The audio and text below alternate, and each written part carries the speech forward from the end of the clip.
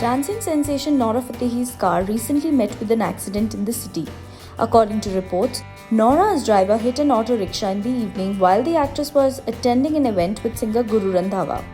He got into a verbal spat with the people and was allowed to leave the spot only after he paid 1,000 to the auto driver as compensation for the damages done by him. Nora is basking in the success of her latest release song, Dance Meri Rani. While opening up about the inspiration for her look in the song, Nora recently stated, "Growing up, I was surrounded by beautiful African women, be it my family members, my friends, my mother, who were blessed with beautiful curly afro-like hair.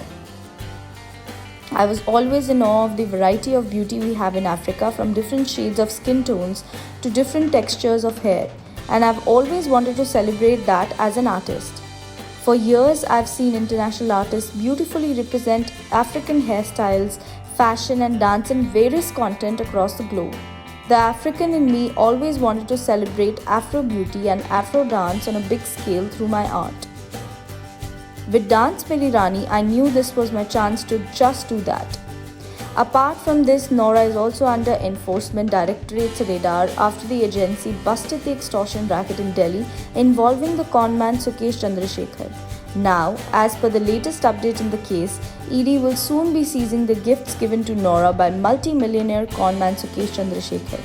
According to reports, ED sources have revealed Nora Fatehi during her questioning had earlier confessed that the conman had gifted her a luxurious BMW and added that the officials are free to seize the car.